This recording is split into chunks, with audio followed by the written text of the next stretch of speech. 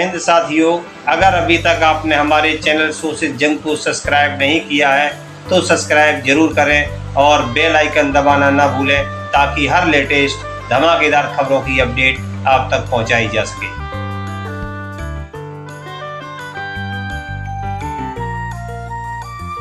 परम सम्मानित मंच, नागौर और उसके आसपास के क्षेत्रों से आए हुए भाइयों और बहनों और प्यारे बच्चों, मैं जागड़ साहब का बहुत बहुत धन्यवाद करना चाहूँगा कि मुझे और कर्नल हुड्डा साहब को जोधपुर से यहाँ आमंत्रित किया और आप लोगों के बीच में उपस्थित होने का मौका दिया और हमारी जो बातें हैं आप तक पहुँचाने के लिए हमको एक अपॉर्चुनिटी दी।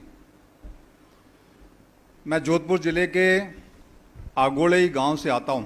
आपने सभी आगोड़ई गांव को देखा होगा, जोधपुर से जैसलमेर जाते हैं तो बीच में आता है। किसान परिवार से हूं। हमारे यहाँ पे ज़मीन में पानी नहीं है जैसे आपके यहाँ पे हैं। सूखा पड़ता है, अकाल पड़ता है। हमारे पिताजी और हमारे दादाजी, पहले और बाद में पिताजी, बलदेव राम जी मिर्धा के उन भाषणों से बहुत प्रभावित रहते थे कि बच्चों को पढ़ाओगे तो तुम्हारा परिवार का फ्यूचर है, नहीं पढ़ाओगे तो आगे कोई फ्यूचर नहीं है। गांव से कोई पढ़ने के लिए शहर नहीं भेजता था। मेरे पिताजी ने पहली बार हिम्मत करके और मुझे शहर जोधपुर पढ़ने के लिए भेजा। जोधपुर में जिस साल मुझे भेजा वहाँ पे अकाल था। पिताजी के पास पैसे नहीं थे परंतु उन्होंने कहीं से अरेंज करके मुझे जोधपुर पढ़ने के लिए भेजा। उस साल 1982 की बात है। जुलाई के अंदर में मेरा एडमिशन हुआ जोधपुर में और नवंबर 1982 के अंदर में मेरे दादाजी की डेथ हो गई। दादाजी की डेथ हो गई तो मृत्यु भोज करना पड़ गया। मृत्यु भोज किया तो उस टाइम मेरे पिताजी के ऊपर में 17,000 रुपये का कर्ज हो गया। 17,000 का कर्ज हुआ तो दिसंबर के अंदर में जब मैं सेकंड टाइम पिताजी से पैसे लाने के लिए गया कि अभी फीस के हॉस्टल के पैसे चाहिए, तो बोला बेटा कर्जा इतना हो गया है कि तू बड़ा बेटा है, अकाल पड़ा हुआ है और पिछली बार भी अकाल था, तो अब तू घर आ जा, पढ़ने के लिए पैसे तो है नहीं। मैंने कहा यदि घर आ जाऊंगा तो फिर क्या नौकरी कैसे लगेगी और यहाँ बैठ के करेंगे क्या इस रेत में। पिताजी को कन्विंस किया, 9th कैसे भी की। 10th के अंदर में फिर उन्होंने कहा कि मुश्किल है। मैंने कहा मुझे पढ़ना है। उनको मेरी लगा कि बच्चा पढ़ने वाला है क्योंकि मैं स्कूल टॉपर था उस टाइम आगोड़ई का, तो उनको विश्वास था कि बच्चा पढ़ जाएगा। तो उन्होंने अपना सोने की छांकड़ी और सोने की मुर्खियाँ होती हैं वो बेच बूझ करके मुझे 10th करवाई। 10th करने के बाद फिर बोला कि वापस घर आ जाओ। मैंने कहा अब घर आ जाएंगे तो नौकरी नहीं लगेगी, तो मैंने कहा 11th करवाओ। उन दिनों के अंदर में 11th होती थी, उसके बाद यूनिवर्सिटी में डायरेक्ट एडमिशन होते थे, 12th नहीं होता था। माँ ने अपना चांदी बेच सके, अपने जो गले के अंदर में 4-5 आइटम होते हैं, पाँव में जो आइटम होते हैं उसमें से कुछ आइटम बेच करके मेरे को 11th करवाई। उसके बाद मुझे पता था कि मैं सस्टेन नहीं कर पाऊंगा आगे, तो फिर मैंने फौज के अंदर में फॉर्म भर दिया, एयरफोर्स में फॉर्म भर दिया। मेरे साथी देवकर्ण जी यहाँ पे हैं, देवकर्ण जी और हम एक ही साथ में गए थे। 1985 के अंदर में जोधपुर यूनिवर्सिटी के अंदर में बीएससी फर्स्ट ईयर करते करते मैं आर्मी एजुकेशन कोर के अंदर में एज ए रिक्रूट चला गया था।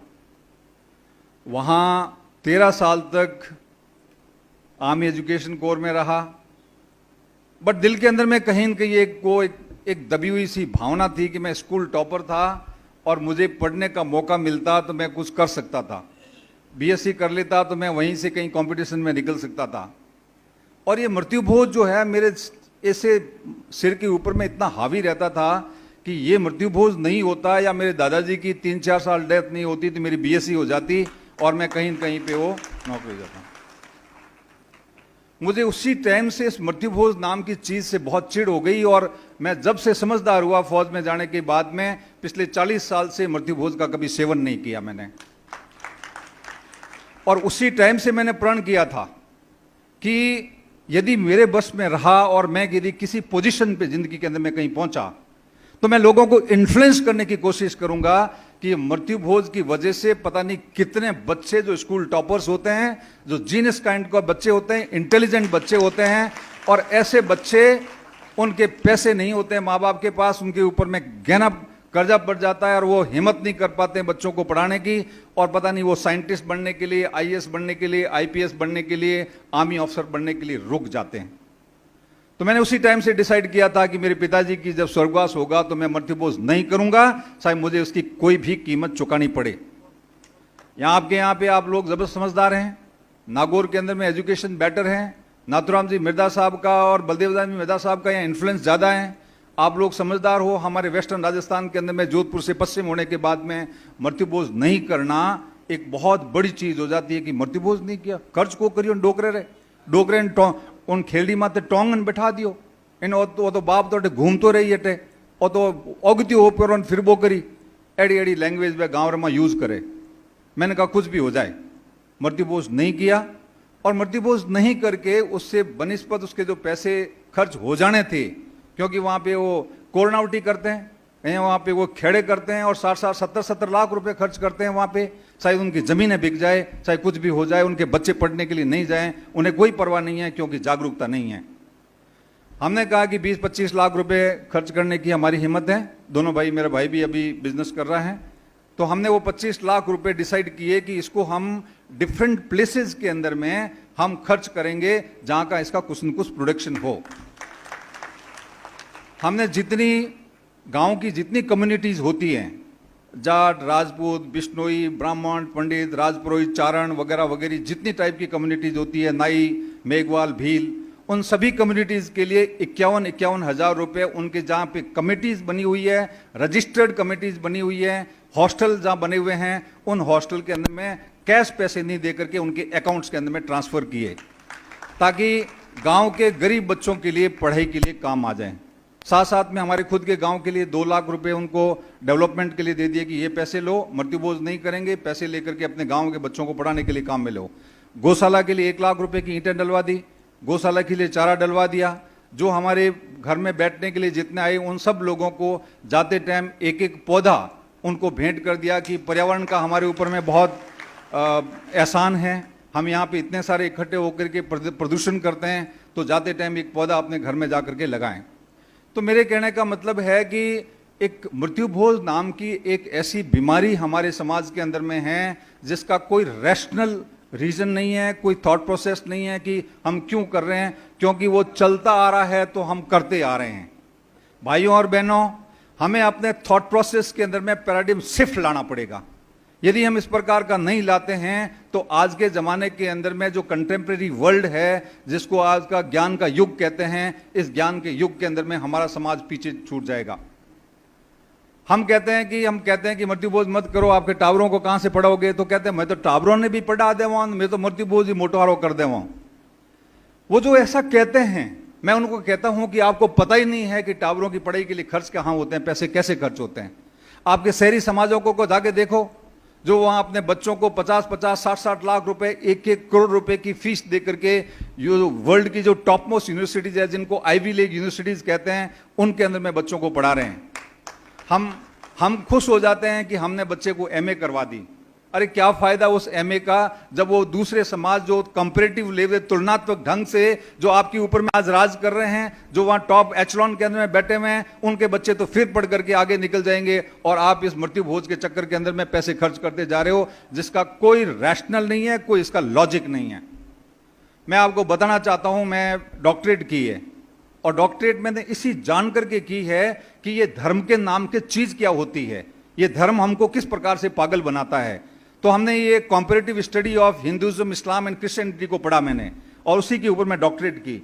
उस डॉक्टरेट के अंदर में मेरा ये चक्कर था कि ये जो हम जितने रीति रिवाज करते हैं, जितने पाखंड करते हैं, जो हम इतने सारे श्राद्ध करते हैं, ग्यारस करते हैं, पूनम करते हैं, जगराता दिलाते हैं, गंगा जी भेजते हैं बच्चों को, और इतने लाखों रुपए हम लोग इसके ऊपर में खर्च करते हैं, क्या इसका कोई साइंटिफिक अर्थ है, कोई इसका रीज़न है?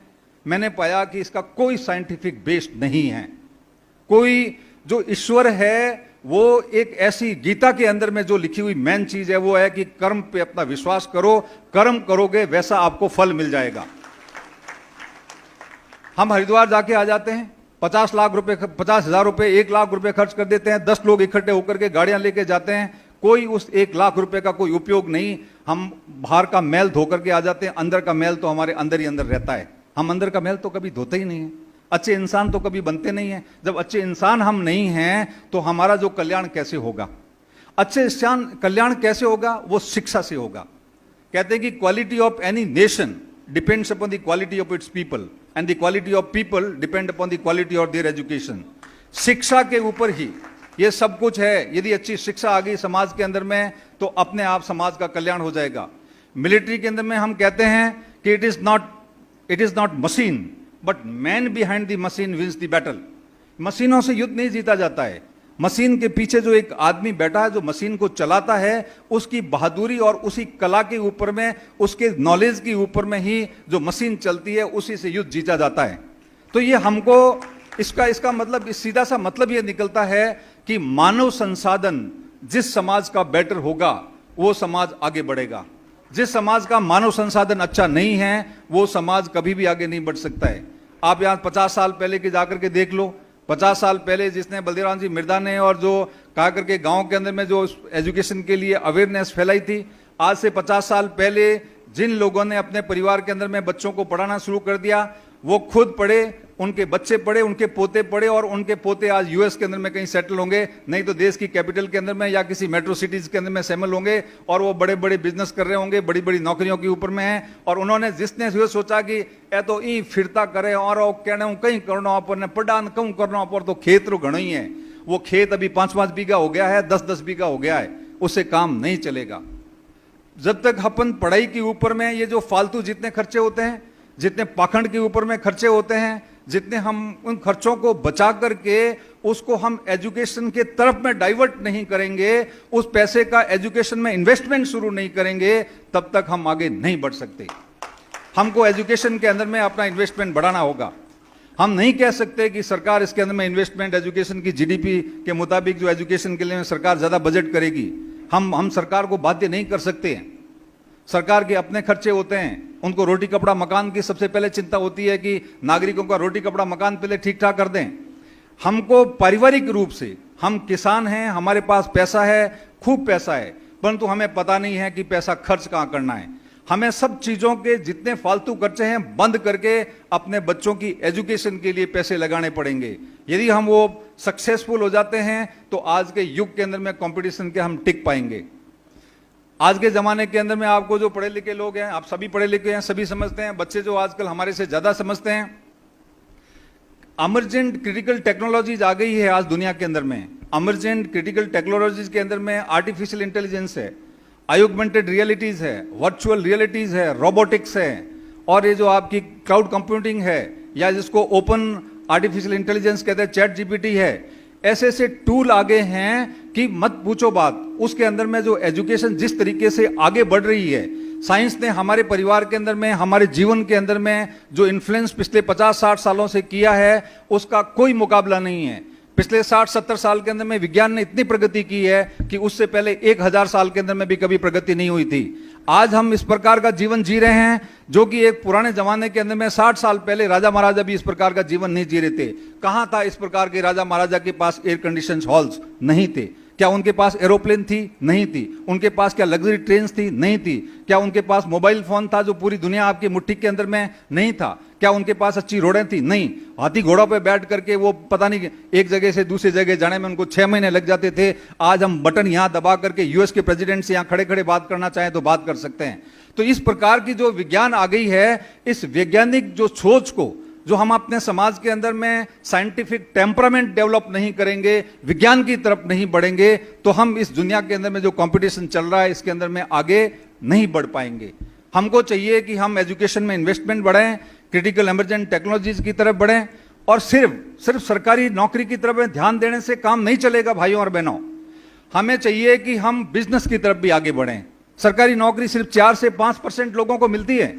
आप आंकड़ा उठा करके देख लीजिए, 5% से ज्यादा सरकारी नौकरी नहीं है गवर्नमेंट के पास में। रिमेनिंग 95% जॉब्स होती हैं कॉर्पोरेट हाउस के अंदर में या मल्टीनेशनल कंपनीज के अंदर में होती हैं।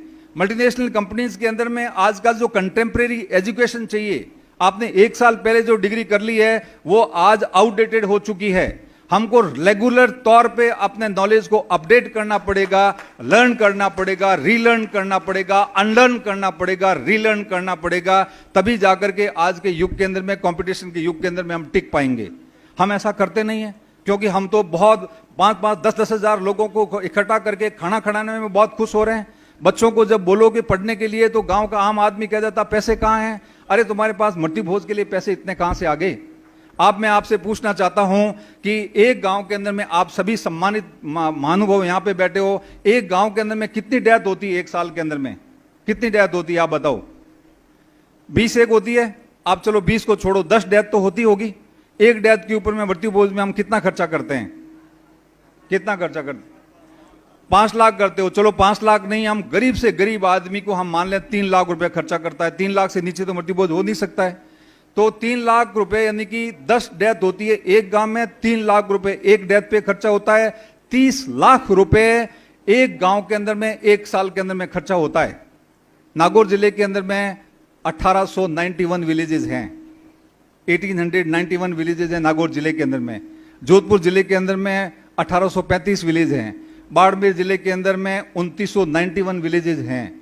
ये ऐसे ऐसे 10 जिले हैं जो हैं इस मृत्यु भोज के अंदर में चक्कर में पड़े हुए हैं। यदि मैं अब सिर्फ नागौर जिले की बात करूं, जिसमें 1800 गांव की बात करूं, तो 1800 को 30 लाख से मल्टीप्लाई करते हैं तो 550 करोड़ रुपए आते हैं। ये 550 करोड़ रुपए कहां से आ गए हमारे पास में? बच्चों को पढ़ाने के लिए बोलते हैं तो पैसे नहीं है, उनको बोल दो कि रशिया भेज करके, उनको चाइना भेज करके, यूएस भेज करके पढ़ाई करा दो तो पैसे नहीं है। हम 550 करोड़ रुपए एक जिले के अंदर में खर्च कर रहे हैं। 550 करोड़ रुपए के अंदर में ऑक्सफोर्ड जैसा, हार्वर्ड जैसा, कैम्ब्रिज जैसा, प्रिंसटन जैसा, पता नहीं कैसे कैसे विश्वविद्यालय यहां पे खड़े हो जाएंगे। यदि ऐसी विश्वविद्यालय यदि यहां पे हम खड़े कर दें तो यहां से बच्चे जो पढ़ करके निकलेंगे पूरी दुनिया के ऊपर में राज करेंगे। हम ऐसा क्यों नहीं कर सकते? इसलिए मैं आपको कहता हूं कि हमारी जो सोच है, जैसे चलती आ रही थी वैसे ही चलता रहेगा, तो आगे भी ऐसा ही चलता रहेगा। नहीं तो यदि हम इसको स्टॉप करेंगे, हमको इसको अपनी सोच को बदली करेंगे, बदली करने के बाद आज से डिसाइड करते हैं कि ये पाखंड नाम की चीज, दिखावा नाम की चीज हम नहीं करेंगे और इस पैसे को बचा करके हम अपने बच्चों के अंदर में खर्चा करेंगे।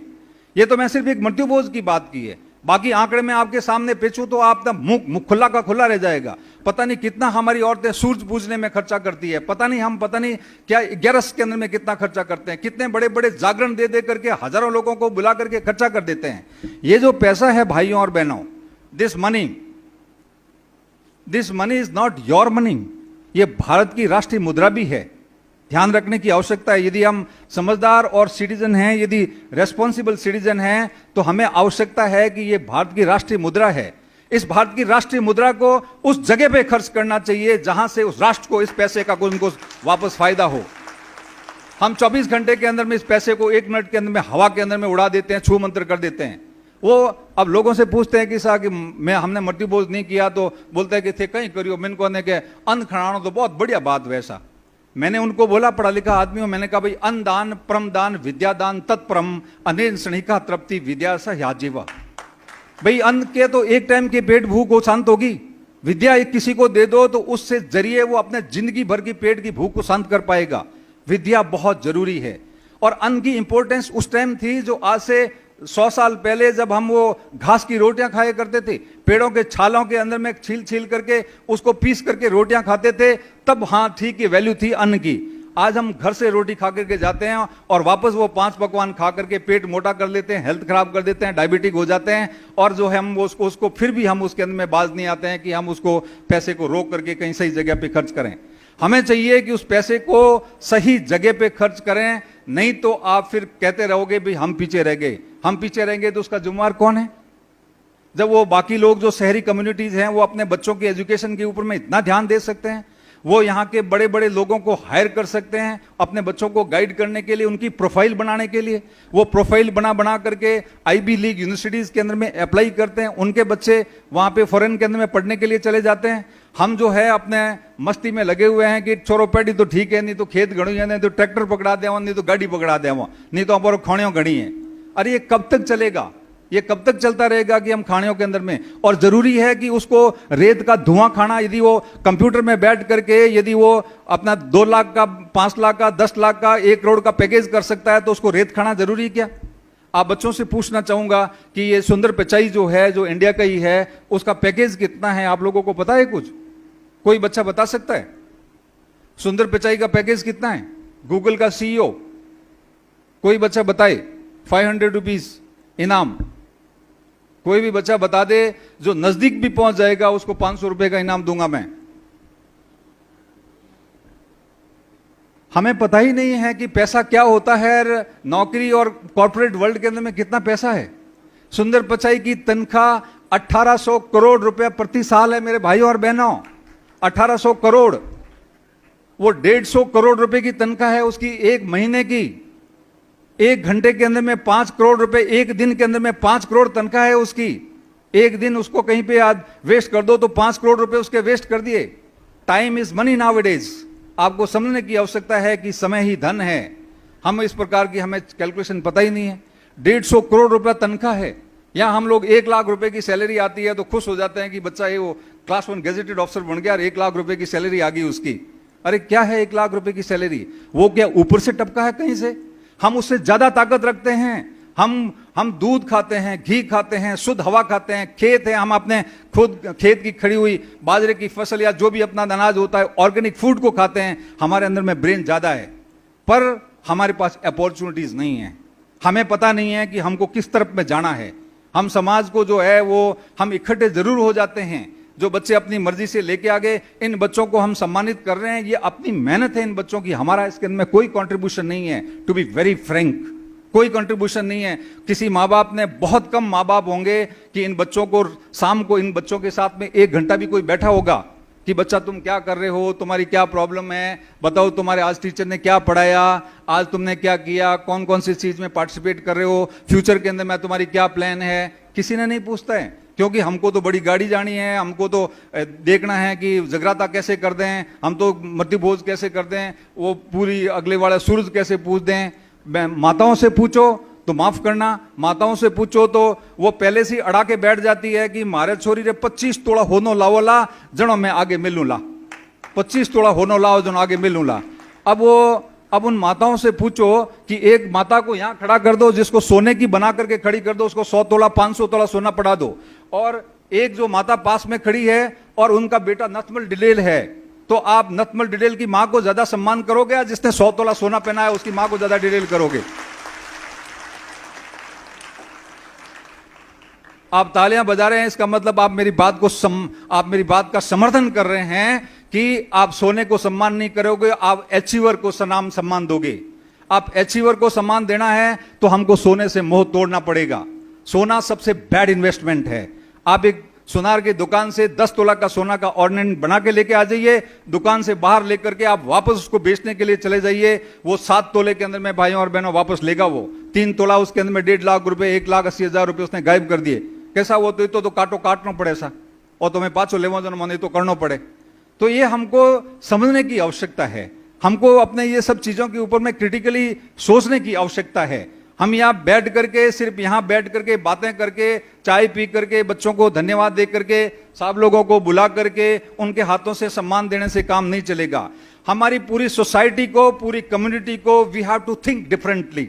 हमको आजकल के जमाने के अंदर में डिफरेंट तरीके से सोचना पड़ेगा।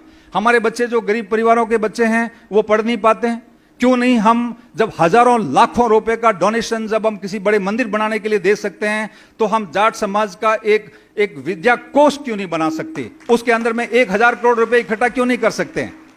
यदि आप किसी मंदिर को बनाने के लिए आप 500 करोड़ रुपए इकट्ठा कर सकते हैं, मैं समझता हूं विद्या का भी इसी प्रकार से कोष बन सकता है 500 करोड़ रुपए का। और उस 500 करोड़ का कोष बनने के बाद कोई भी बच्चा, गरीब से गरीब बच्चा भी पढ़ाई से वंचित नहीं रहेगा। उसको पता है कि मैं यहां से पैसे ले लूंगा, जब मैं कामयाब होऊंगा तो पैसे वापस दे दूंगा, और आवश्यकता नहीं है उसको किसी प्रकार का बाध्य नहीं होना चाहिए कि तुमको वापस देना है पैसा। वो कोष है, समाज का कोष है, पैसा इकट्ठा किया हुआ है, बेटा लो और पढ़ो। हर बच्चे के अंदर में कॉन्फिडेंस आ जाएगा और वो पढ़ना शुरू कर देगा। हमको एक इस प्रकार की सोच को डेवलप करना है कि भैया सरकारी नौकरियों से काम नहीं चलेगा। सरकारी नौकरियां सिर्फ 5% लोगों को मिलती है, 95% को हमको इस प्रकार की नौकरी कॉर्पोरेट वर्ल्ड के अंदर में करना है, तो हमको अपनी स्किल डेवलपमेंट के लिए कुछ करना पड़ेगा। जितने बड़े हॉस्टल्स है उसके अंदर में स्किल डेवलपमेंट सेंटर को खोलने की आवश्यकता है, ताकि हम बच्चों के अंदर में जो कंटेम्प्रेरी स्किल है, उस समय की मांग के मुताबिक जो स्किल बच्चों को चाहिए जॉब के लिए, वो जॉब बच्चों को दे सकते हैं। हम बच्चों को जब जॉब के लिए भेजते हैं तो वहां पे जॉब के लिए मना कर दिया जाता है। कहते हैं कि भाई ये बच्चे को मना क्यों किया, तो वो उनका कॉर्पोरेट वर्ल्ड का सीधा आंसर होता है, these children are not job ready children, these children are not job ready children. Job ready children का मतलब क्या होता है कि उनको उस जॉब के मुताबिक कोई स्किल उनके अंदर में नहीं है। टीसीएस, टाटा जैसी, इन्फो जैसी कंपनियां हैं, वो इंजीनियरिंग करने के बावजूद, अच्छी से अच्छी कॉलेज से इंजीनियरिंग करने के बावजूद 6 महीने का वहां पे कोर्स करवाते हैं और लेटेस्ट टेक्नोलॉजी के मुताबिक पढ़ा करके फिर अपने कंप्यूटर के ऊपर में बैठने के लिए उनको इजाजत देते हैं। तो हम वो ऐसा या क्यों नहीं कर सकते? यहां बैठ करके हम अपने यहाँ पे स्किल डेवलपमेंट सेंटर डेवलप क्यों नहीं कर सकते? हॉस्टल बहुत हो गए, अभी हमको चाहिए कि समाज के स्किल डेवलपमेंट सेंटर्स बनाया जाए। हमको चाहिए कि समाज के लिए एंटरप्रेन्योर डेवलपमेंट सेंटर बनाया जाए। समाज के जितने बिजनेसमैन हैं उसको एंटरप्रेन्योर सेंटर से उनको जोड़ा जाए। उनसे रिक्वेस्ट किया जाए कि आपकी जो फर्म है, कंपनीज है, उसके अंदर में हमारे बच्चों को आप लगाओ, और आपको किस प्रकार की स्किल की रिक्वायरमेंट है, आपको कंप्यूटर ऑपरेटर चाहिए कि आपको ड्राइवर चाहिए कि आपको टर्नर चाहिए कि आप फिटर चाहिए कि आपको बड़े लेवल का मैनेजर चाहिए, कि हम सब प्रकार के मैनेजर समाज के बच्चों को लेके आएंगे, उनका स्किल डेवलपमेंट करेंगे, आपकी रिक्वायरमेंट के मुताबिक बच्चों को तैयार करके देंगे, आप हमारे बच्चों को नौकरी लगाओ। तो यहां पे आप यदि 5% लगा सकते हो तो उन 5% यदि नौकरी में लग जाएंगे तो बाकी वाले जो कॉर्पोरेट वर्ल्ड के अंदर में पहुंच जाएंगे। तो इस प्रकार से हम ज्यादा से ज्यादा आगे बढ़ सकते हैं। इन चीजों के ऊपर में हमको सोचने की आवश्यकता है। बच्चों को मैं बताना चाहूंगा लास्ट के अंदर में कि हर एक बच्चा जो पैदा होता है वो जीनियस होता है। हर एक बच्चा जीनियस होता है। मैं नहीं कह रहा हूं, ये अल्बर्ट आइंस्टीन जैसा साइंटिस्ट ने कहा है, एडिसन जैसे साइंटिस्ट ने कहा है कि हर एक बच्चा अपने आप में जीनियस होता है, पर वो जीनियस लेवल तक की अचीवमेंट क्यों नहीं कर सकता? क्योंकि उसको एनवायरमेंट नहीं मिलता है। एनवायरमेंट मिलता है, ये रड़िया साहब बैठे यूएस में जाकर के ये नैनो टेक्नोलॉजी को वहां पे जाकर के ठीक कर दिया, और यहां हम नहीं कर पा रहे हैं। क्यों? ये भी यहीं पे जोधपुर के भोपालगढ़ के अंदर में ही पैदा हुए हैं, ये तो ऊपर से नहीं टपके हैं। तो ये जीनियस हैं, क्यों? क्योंकि उनको एनवायरमेंट मिल गया इस प्रकार का। हम एनवायरमेंट दे नहीं पाते हैं, इसलिए बच्चे अंदर में जो उसके अंदर में पोटेंशियल है वो पूरे पोटेंशियल को डेवलप नहीं कर पाते हैं। हमें चाहिए कि हम बच्चों के लिए इस प्रकार का एनवायरमेंट क्रिएट करें, उनको बाहर भेजें, उनको एक्सपोजर दें। तो आपको समझने की जरूरत है कि ठीक है, माँ बाप अनपढ़ है, कोई बात नहीं, पर मेरा फर्ज बनता है, मैं अभी परिवार से बाहर निकला हूं या निकली हूं, तो मैं अपने परिवार का नाम रोशन करने के लिए अपनी पूरी शक्तियां अपने विकास के लिए लगा दूंगा। हर एक बच्चा एक नॉर्मल शख्स के रूप में पैदा होते हैं, पर कुछ जो है वो शख्स बन करके ही रह जाते हैं और कुछ शख्सियत बन जाते हैं। आपको आपके ऊपर है कि आप शख्सियत बन करके वापस जाना चाहते हो भगवान के घर, या नॉर्मल शख्स बन करके आयाराम गयाराम की जिंदगी जी करके जाना चाहते हो। यदि आप शख्स बन करके आए हो और आप सोच लिया आपने कि मुझे शख्सियत बनना है, दुनिया की कोई ताकत आपको शख्सियत बनने से रोक नहीं सकती है। शख्स बन के आए हैं, शख्सियत बन के जाएंगे। नोट कर लो अपनी कॉपी के ऊपर में, और इसी रास्ते के ऊपर में आप चल पड़े आज से ही, तो आप एक अपने को डायरेक्शन मिल जाएगी। आपके कॉपी पे लिखा होगा, घर में दीवार पे लिखा होगा, स्टडी टेबल के सामने लिखा होगा, तो आप कभी भी रास्ता नहीं भटकोगे। वो आपको एनर्जी देगी, वो लाइन कि मैं तो शख्सियत बनना है, मैं गलत काम कैसे कर सकता हूं, मुझे तो शख्सियत बनना है, मैं टाइम को वेस्ट कैसे कर सकता हूं, मुझे तो शख्सियत बनना है कि मैं अपने सोशल मीडिया के ऊपर में टाइम कैसे बर्बाद कर सकता हूं। पुराने जमाने के कहते थे कि you tell me about your friends and I will tell about your future. आप मुझे अपने दोस्तों के बारे में बताओ, मैं आपके फ्यूचर के बारे में, आपके भविष्य के बारे में बता दूंगा। आज के जमाने के अंदर मैं बच्चों को एड्रेस करने के लिए जाता हूं तो मैं कहता हूं कि you tell me about your social media history of last 2 months। You tell me about the social media history of 2 months, I will tell your future. आप अपने 2 महीने की सोशल मीडिया हिस्ट्री बता दो कि 2 महीने आपने उस सोशल मीडिया के ऊपर में कितना समय कौन सी वेबसाइट को दिया है, कौन से चैनल को दिया है। मैं आपको बता दूंगा कि आप कौन से रास्ते पे जा रहे हो और आप क्या बनने वाले हो। मैं आपको लिख कर स्टाम्प पेपर के ऊपर में दे सकता हूं। Unless you change your critical thinking, आज अपने विचारों को जब तक बदली नहीं करेंगे, हम उस विचारों को बदली करके उसके ऊपर में एक्शन लेना शुरू नहीं करेंगे, तब तक हम कोई बदलाव नहीं ला पाएंगे। हमें चाहिए कि हमें इस प्रकार के बदलाव लाने के लिए हम अपने सोच विचार को बदली करें और उसके ऊपर में एक्शन प्लान बनाएं, तब जाकर के समाज आगे बढ़ सकता है। इसी के साथ साथ में मैं जहां भी जाता हूं एक मृत्यु भोज के कैंपेन चला रखा है कि मृत्यु भोज जो नहीं खाना चाहते हैं, ठीक है, समाज के अपने नियम होते हैं, बुजुर्ग होते हैं, उनको हम उनका निरादर नहीं कर सकते हैं। समाज की परिपाटी को चेंज करने में बहुत टाइम लगता है। आप पूरे गांव को एक साथ में बदली नहीं कर सकते, परंतु आप अपने खुद को तो बदली कर सकते हो। यदि आप खुद को बदली कर सकते हो तो जो मेरे साथ में है कंपेन के अंदर में, वो इसके अंदर में अपना साइन करे कि भाई दुनिया से एक मृत्यु भोज खाए, कुछ भी करे, मैं मृत्यु भोज नहीं खाऊंगा।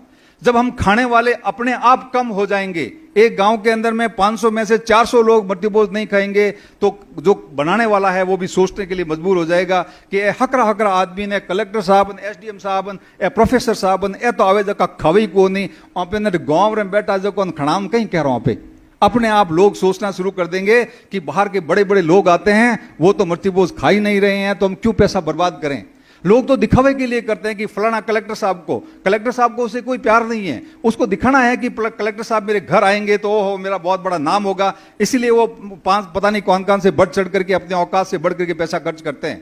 हमें उस दिखावे से बचना है, उस पैसे को बचा करके एजुकेशन में लगाना है ताकि हम समाज को सही दिशा दे सकें। तभी हमारा सार्थकता होगी हमारी एजुकेशन की, तभी हमारी सार्थकता होगी कि हम कुछ लीड रोल के अंदर में हैं, तभी हमारी सार्थकता होगी कि हमने सही एजुकेशन लेकर के एक समाज को सही दिशा निर्देश दे रहे हैं। नहीं तो फिर आयाराम गयाराम की जिंदगी जी लो, उससे कोई ज्यादा फर्क नहीं पड़ने वाला है। सब जगह शास्त्र ये कहते हैं कि अंतिम संस्कार, मरने के बाद जब हम उसको दाग दे देते हैं तो उसको अंतिम संस्कार कहते हैं।